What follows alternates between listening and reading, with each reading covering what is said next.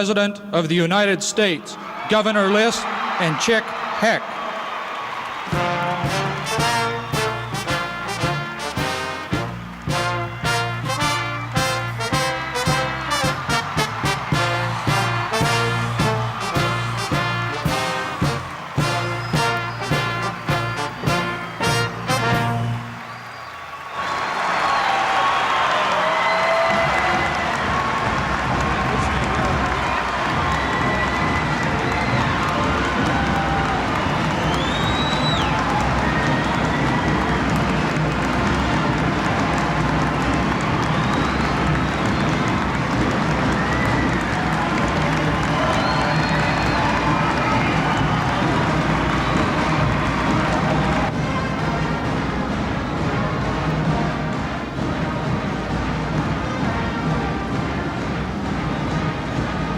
For coming to Nevada.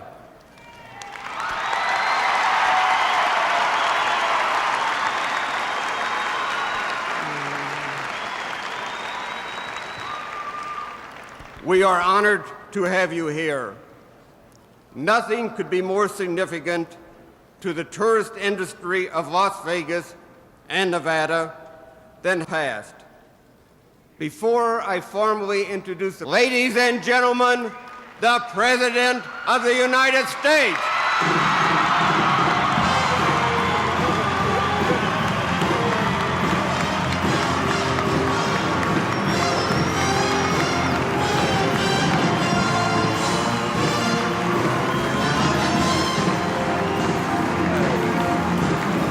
Thank you.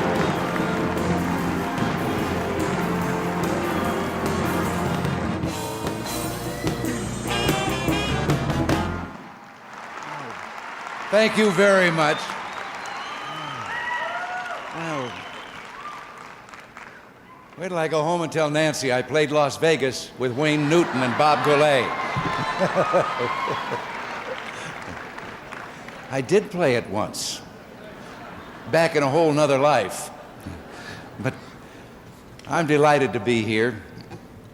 And candidate Senator Hecht, if these people do what I think they're going to do.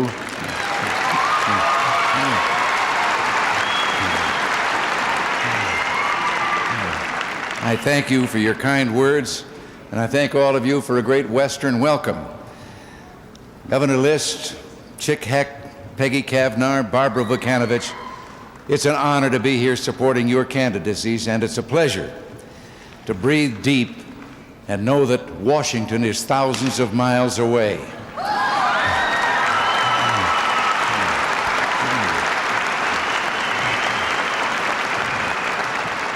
I'm sorry that Senator Laxalt couldn't be with us today. The only thing I ask of Nevada is to send us another senator just like him, Chick Hecht.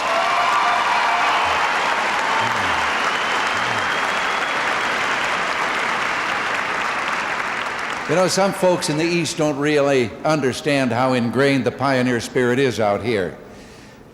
Quitting wasn't something that our forefathers dwelled upon. And although the going was rough, sometimes the mountains were steeper and the deserts were hotter than expected, they weren't the kind of people to turn back. And that same spirit still thrives out here on the Nevada plains. On November 2nd, the people of Nevada, just like honest, hard-working people in the rest of the country, are going to give a message to the quitters and the Washington gloom and doomers. And that message is going to be, stay the course.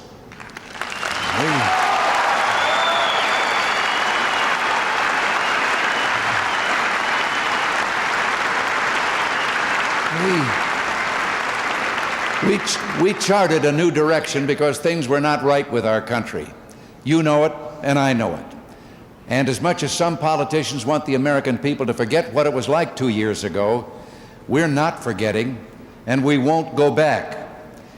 You know,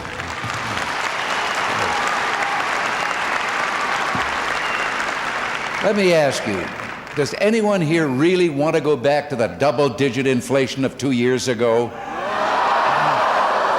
Does anyone want to go back to the 21.5% interest rate of 2 years ago?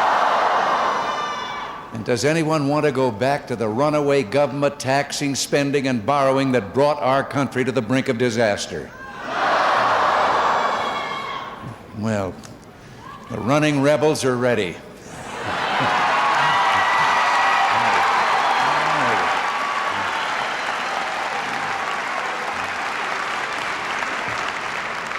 You know, when we got to Washington, this country was in the fast lane headed toward economic oblivion. The folks who'd been at the wheel were more reckless than the Dukes of Hazzard. They'd been spending, taxing, inflating, and borrowing as if there were no tomorrow. But there was one thing different than them and the Dukes of Hazzard. The Dukes of Hazzard are funny when they do it, and there wasn't anything funny about what was going on in Washington.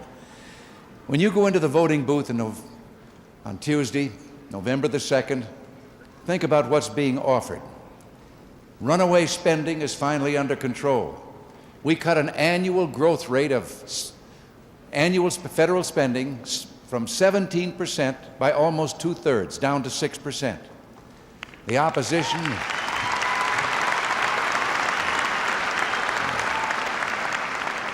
you only have to listen to the opposition to know that no matter how they try to disguise it, what they're talking about is reopening the floodgates. And more spending means more taxes. Taxation has been called the art of plucking the feathers without killing the bird. But before we got there, the folks in Washington didn't seem to know when to stop plucking. We've put in place the first real tax cut rate, or tax rate cut, in almost, it works both ways, I guess, in almost 20 years. And when you go into the voting booth, remember that those who oppose our program did everything in their power to stop us from cutting your taxes. And they still want to take those tax cuts away from you. They're aiming right now at the remaining installment, 10%, the income tax that is due next July 1st. They want to cancel that. And what about inflation? When we got to Washington, it was public enemy number one, running at double digits for 2 years back to back, hitting 18% in January of 1980. Well, for 9 months so far of 1982, it is 4.8%.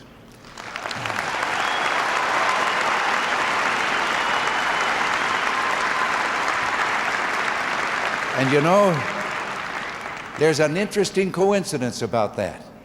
The last time it was 4.8% was when the last Republican governor, Jerry Ford, was leaving Washington. They hadn't gotten their hands on it yet on the other side. Now, let me tell you what that reduction means to you in inflation. If we'd let prices continue going up the way they were, keep the same rate that they had, an average family of four would now be paying $25 more a month for their groceries, and almost all of your everyday expenses would be substantially higher. But what about those of you who are retired? If we had permitted inflation to continue as it was, a pensioner on a fixed income of $8,000 would now be $640 poorer in purchasing power. I don't have to tell you what that means to an older person trying to make ends meet. Because of what we've done, your pension is going farther. It buys more food and the necessities of life. Older people, as a result, are more independent. Today, with inflation dropping and with the upward trend of the stock market, billions of dollars have been added to the value of the assets of this country's pension funds, making those pensions stronger and more secure.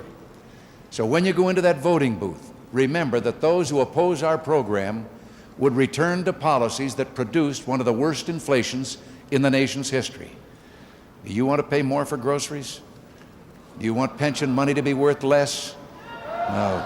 Make sure that your friends and your neighbors know that that's what this election is all about.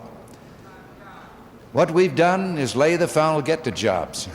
What we've done is lay the foundation for solid, inflation-proof economic progress.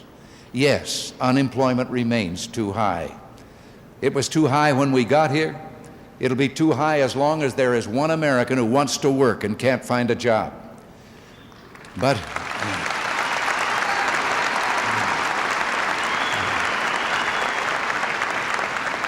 it would be no favor to the unemployed to go back to the policies that knocked the wind out of our economy in the first place.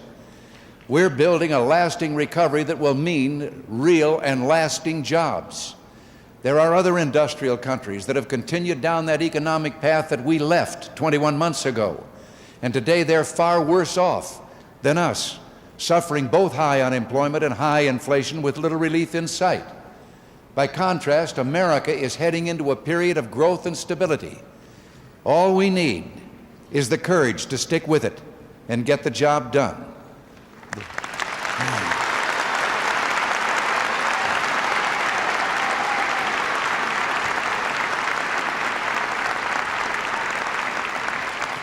The positive direction of the financial markets underscores this, as does the drop in the interest rates. Rates that were going through the roof before we took office are now down to 12%. In fact, some banks are at 11.5%, some at 11.75%. And they'll soon be breathing new life, those lower interest rates, into farming, construction, and the auto industry.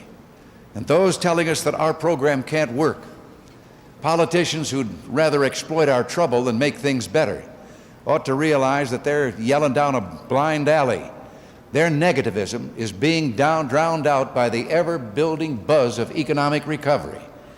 Real wages are up.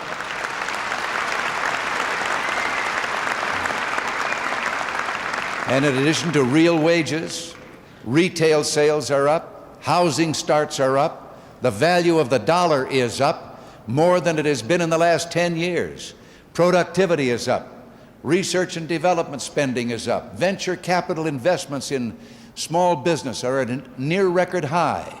New IRA accounts are pumping some $30 to $35 billion into savings and investment for jobs. Lasting economic progress doesn't happen overnight. And in 21 months, you can't cure problems that were more than 20 years in the making.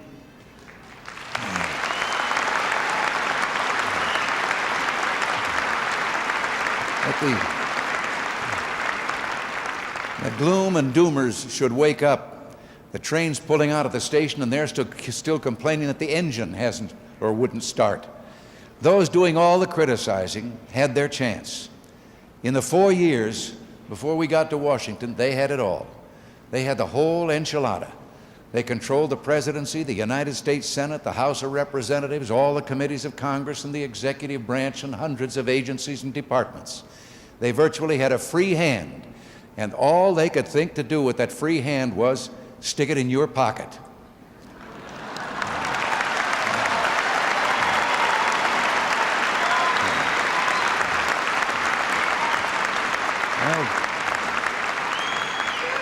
Well, they had their chance and failed, and that's why this election is so important. We're headed in the right direction, but we've got to make sure that we're not derailed before we reach our destination, and that will take all the help that we can get. We need strong voices in the House that will speak up for responsibility and common sense, voices like those of Peggy Kavnar and Barbara Vukanovich.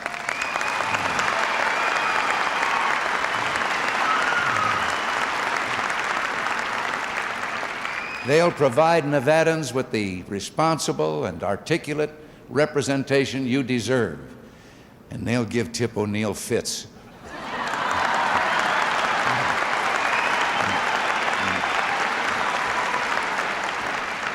And don't you think that it's about time that you had a senator who doesn't spend all of his time canceling out Paul Laxalt's vote?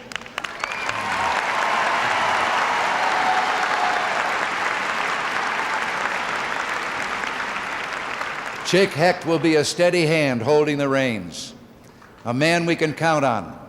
Along with Peggy and Barbara, he offers Nevadans a chance to play a significant role in restoring vitality and opportunity to our country.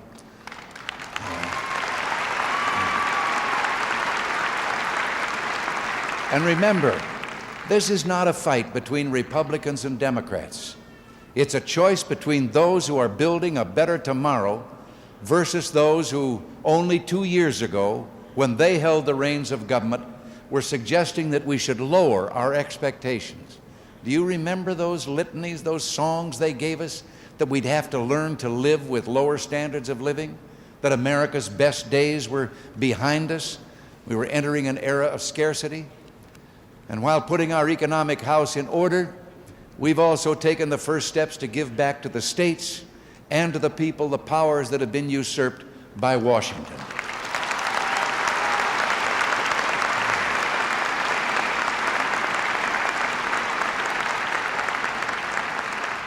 It's bad enough that the federal government owns most of the land of your state, but in recent years it's been trying to own the people also. We want to bring government back closer to the people. And if that's going to work, we need strong leadership at the state level. And that's why I'm proud that Governor Bob List is with us today. And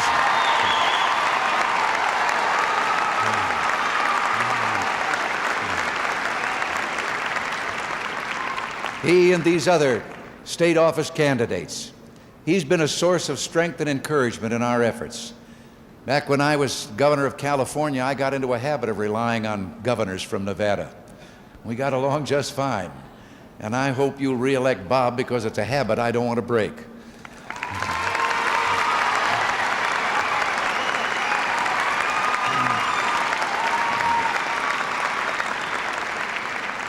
Here in the West, people have never doubted America's potential. You know that with freedom and faith in the future, we can overcome any obstacle. It's as true today as when our forefathers rolled up their sleeves and turned a desert into a thriving state and a bastion of progress. Together, there's nothing we can't accomplish. And together, we can leave our children an America as strong and free and filled with opportunity as the one that was passed on to us by those Americans who came before us. I have told audiences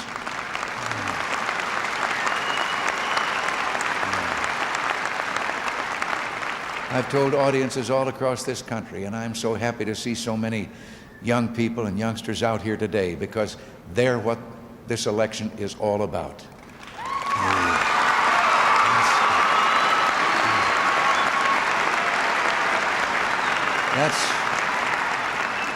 That's our challenge and our most sacred responsibility. And together, we can do it. Once again, I say I'm delighted to be here, and please, send these people, part of them back to your own state capital, and send those others, Chick, Hecht, Barbara, Peggy, send them to Washington where we need them so much, and we're going to continue on that road and make things right for America. All right, thank you, and God bless you. Thank you very much.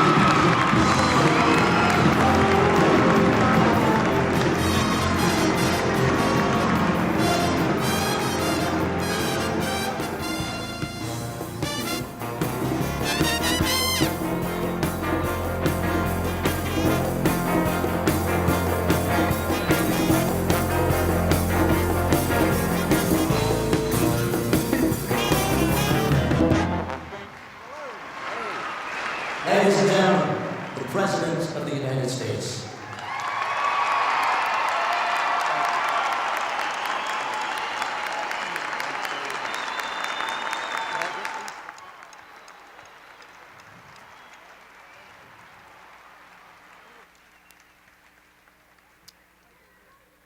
We have been asked to do a song that I am most proud to do. And before I do that, please let me acknowledge and thank the brilliant talents of Mr. Robert Goulet, ladies and gentlemen, for our national anthem.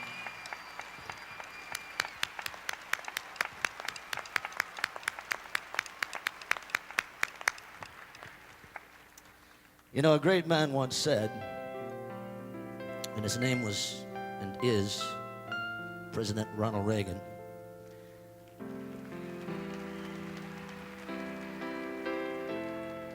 that never in the history of the world has any country given as much of its food, as much of its money, or as many of its sons for the well-being of other people around the world as the United States of America.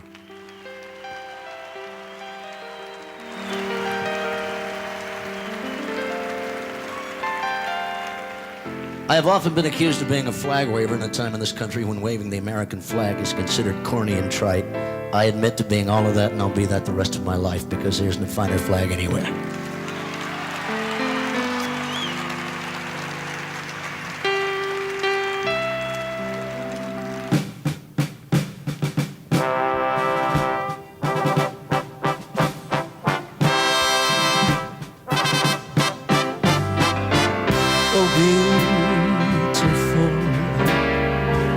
for spacious skies, for amber wings of grain, for purple mountains, majesties above thy fruited plains. America, my America, God shed his grace on thee and crown that good with brotherhood from sea to shining sea. Everybody join me. America, my America, oh, God shed his grace on thee, yes he did, and crown thy good with brotherhood from sea to shining sea, and crown thy good with brotherhood from sea to shining sea.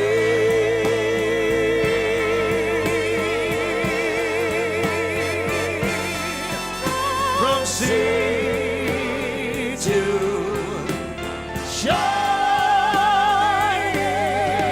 shining sea.